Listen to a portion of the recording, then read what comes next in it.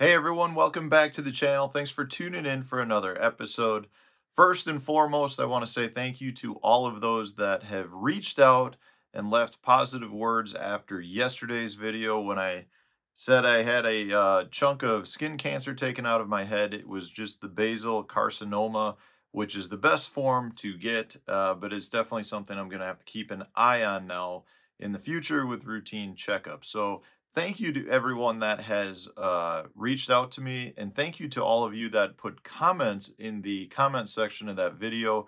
There were a lot of really positive comments, a lot of great comments from viewers and their personal experiences. And I truly believe that with all of those comments and all of the powerful words, that there's got to be one or two people out there that are going to benefit from that video and from your comments. So thank you to everyone who put those in.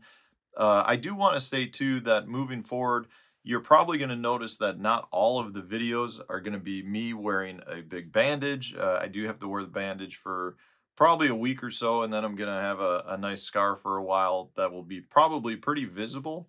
But just for those of you that watch on a daily basis, I do generally have about a week or even more videos stored up so that when I'm at a tournament or when something like this pops up, I don't have to worry about filming a video to keep up with the daily content.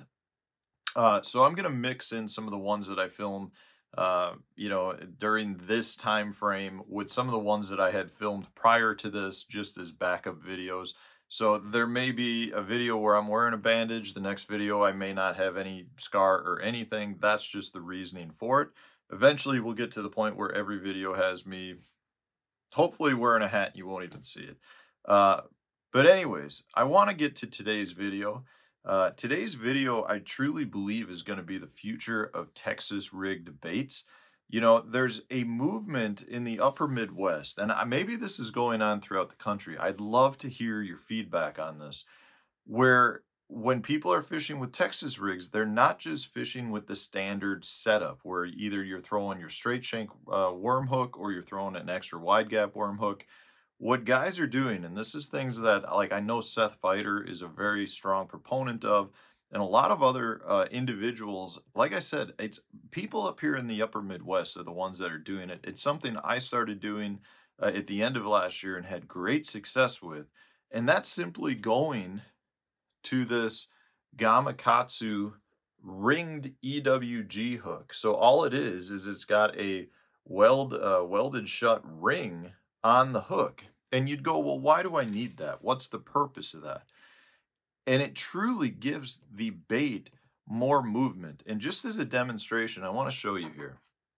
So this is just a straight EWG style hook. Got nothing on there, just got a simple tungsten weight.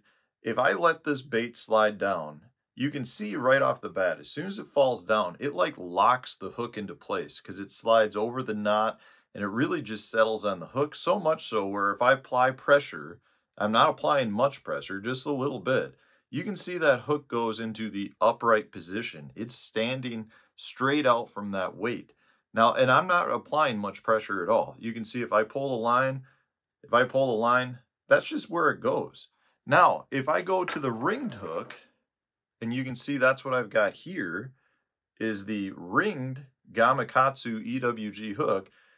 If I let that fall, and I'm going to apply a bunch of pressure, and I'm just going to pick that weight up, you can see the hook just swivels wherever. So when you're working this bait, let's say you're bumping it against a log, or you punch through a milfoil, and you bring that bait up to the surface, or you bump up and hit that log, that bait is still moving around, even though your bait or your weight is stuck on the log or holding at the top of the mat. And therefore, you're giving your bait just significantly more movement. It's really unbelievable. I got to tell you, when I first started throwing this, I really thought it was a gimmick. I didn't think there'd be any difference at all.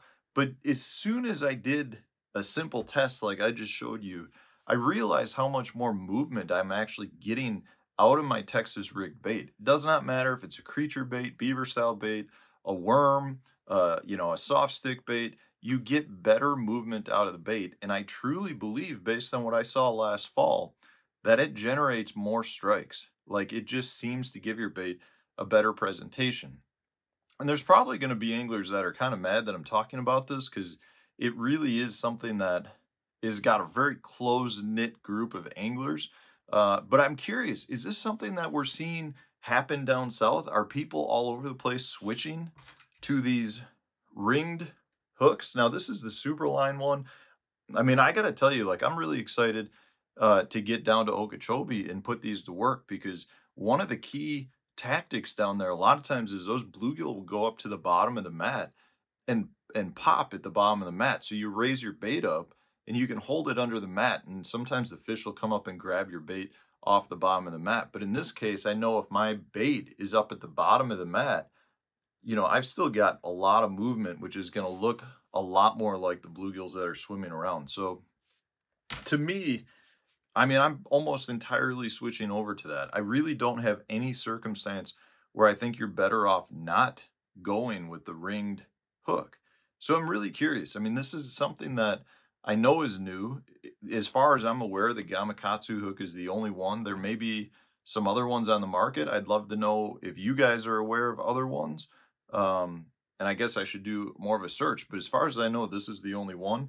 And therefore, it tells me that we're either in the infancy of the technique or the idea, or it's just something that people aren't using at all, and it really is just a small group of people who are doing it. So I can tell you personally, I think this is the future of Texas rigging. I truly believe this is going to be a common thing that we see over the next several years. Let me know in the comments section. Are you doing this? Are you using some of the Gamakatsu EWG ringed hooks? And if so, do you think it improves the number of bites that you're getting? I would love to know, and I bet you a lot of the viewers out there would like to know from your experience as well. So guys, thanks for watching. Again, thank you for the support from yesterday's video. We're going to be just fine. We're going to go fishing. We'll keep making videos for you as long as you guys keep watching them. So stay tuned. We'll have a new video coming out tomorrow.